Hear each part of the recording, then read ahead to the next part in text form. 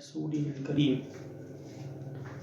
اما بعد فاعوذ باللہ من الشیطان الرجیم بسم اللہ الرحمن الرحیم۔ محترم ناظرین، سلسلہ قرآن واقعات کا ہمارا یہ 10واں قسط ہے۔ آج آپ کے سامنے قرآن کریم کا ایک واقعہ عرض کرتا ہوں۔ قرآن کریم میں اللہ جل شانہ کا فرمان ہے،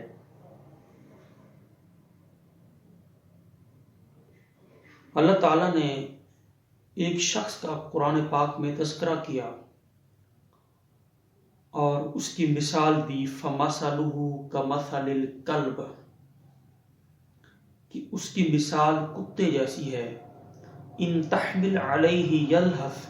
او تترکہ یلہث، اگر وہ حملہ کرے تو بھی زبان لٹکائے پھرتا ہے، اگر وہ چھوڑ دے تب بھی وہ زبان لٹکائے پھرتا ہے۔ اس کا واقعہ کچھ یوں ہے کہ حضرت سیدنا موسیٰ علیہ السلام قوم جبارین سے جہاد کرنے کے لیے بنی اسرائیل کے لشکروں کو لے کر جب چلے تو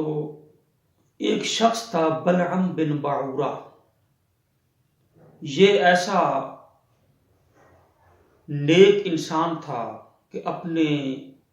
فراست کے نور سے عرش الہی کو دیکھ لیا کرتا تھا، اور یہ مستجاب الدعوات تھا، اس کی دعائیں قبول ہوتی تھیں، اور اس لحاظ سے یہ مشہور تھا، اور یہ معلم بھی تھا کہ اس کے شاگرد جو تھے ہزاروں کی تعداد میں تھے۔ بلعم بن باعورہ کے پاس قوم آئی اور آ کر کہا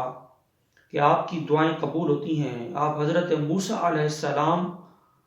اور ان کے لشکر کے خلاف بددعا کریں، وہ بہت بڑا لشکر لے کر آ رہے ہیں، وہ ہماری زمینیں لے کر بنی اسرائیل اپنے پاس رکھ لیں گے، بنی اسرائیل کے حوالے ہو جائیں گی، آپ حضرت موسیٰ علیہ السلام کے خلاف بددعا کریں۔ بلعم بن باعورہ نے صاف انکار کیا اور کہا کہ ایسا نہیں ہو سکتا، حضرت موسیٰ علیہ السلام اللہ کے نبی ہیں، اور ان کی جو لشکر ہے ان کا، اس کے اندر بنی اسرائیل بھی ہیں اور بڑے اچھے لوگ بھی ہیں، یہاں تک کہ فرشتوں کی مدد بھی ان کے ساتھ ہے، وہ بھی ان کے لشکر میں شامل ہیں، میں ان کے لیے بددعا کیسے کر سکتا ہوں؟ قوم نے رونا دھونا شروع کیا اور اصرار کیا اور کہا کہ نہیں، آپ بددعا کریں۔ پھر انہوں نے جب دوبارہ اس طرح اصرار کیا، رونا دھونا شروع کیا، تو بلعم بن باعورہ نے کہا کہ چلو میں استخارہ کرتا ہوں، اگر استخارے میں مجھے اجازت مل گئی تو ٹھیک، ورنہ میں نہیں کروں گا۔ استخارے میں اسے اجازت نہ ملی تو اس نے پھر کھلے الفاظ میں انکار کر دیا، کہا کہ نہیں، میں ایسا نہیں کر سکتا۔ اس کی قوم نے اسے قیمتی ہدایہ تحائف دیے، مال و دولت دیا، اور کہا کہ یہ ہم تجھے دیتے ہیں، تو اب بددعا کر۔ اس پر حرص و لالچ کا بھوت سوار ہو گیا، اور وہ حضرت موسیٰ علیہ السلام اور آپ کے لشکروں کے خلاف بددعا کے لیے تیار ہو گیا۔ چنانچہ ایک گدھی پہ بیٹھ کر حسبان نامی پہاڑی پر وہ چڑھنے لگا بددعا کرنے کے لیے۔ جب وہ پہاڑ پر چل رہا تھا، جا رہا تھا، تو گدھی رک جاتی اور کئی بار پیچھے کو مڑ جاتی، وہ مار مار کر گدھی کو آگے لے جاتا۔ اس طرح ہوتا رہا معاملہ۔ گدھی نے اللہ تعالیٰ کی بارگاہ میں فریاد کی اور اللہ نے اسے قوت گویائی عطا کی، تو اس نے کہا کہ اے بلعم، تو اللہ کے نبی کے خلاف بددعا کرنے جا رہا ہے؟ اور اس طرح اس نے کچھ شرم دلانے کی ایک بات کی، اللہ تعالیٰ نے اسے بولنے کی طاقت عطا فرمائی تھی، وہ پھر بھی نہ مانا، وہ آگے چلتا رہا۔ چنانچہ پہاڑ کی اوپر چڑھ گیا، چوٹی پر، اور اس نے حضرت موسیٰ علیہ السلام کے لشکروں کو دیکھ لیا تھا، تو وہ بددعا کرنے لگا اور کہنے لگا کہ جو بھی بددعا ان کے لیے کرتا تھا، تو وہ بددعا بجائے حضرت موسیٰ علیہ السلام کے اس کی اپنی قوم کے خلاف جا رہی تھی۔ تو قوم نے ٹوکا، اے بلعم یہ تو کیا کر رہا ہے، تو الٹا ہمارے لیے بددعا کر رہا ہے، مگر اس نے کہا کہ میں جو چاہتا ہوں وہ میں بول نہیں پا رہا، وہ میں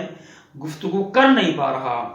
میں چاہتا کچھ ہوں بولنا اور میری زبان سے کچھ نکل رہا ہے، تو اس پر اللہ تبارک و تعالیٰ کا قہر ایسا نازل ہوا کہ اس کی جو زبان تھی وہ لٹک کر سینے پہ آ گئی، زبان اس کی لٹک کر سینے پہ آ گئی،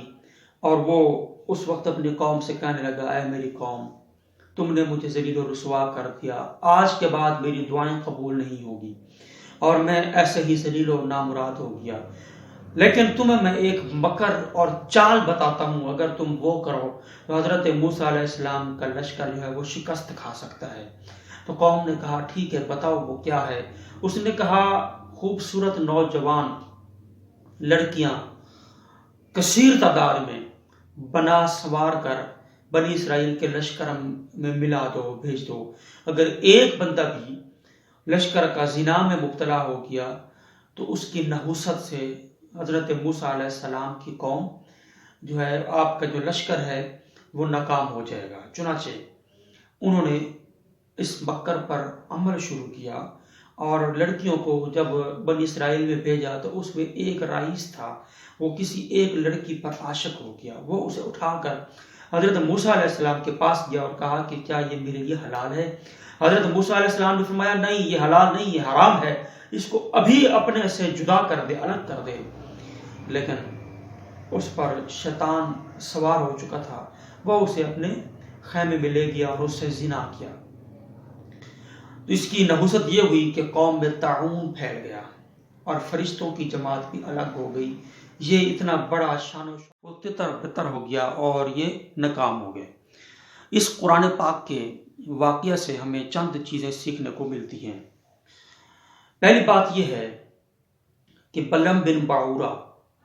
جو ایک اپنے وقت کا عالم بھی تھا اور اپنے وقت کا نیک انسان تھا،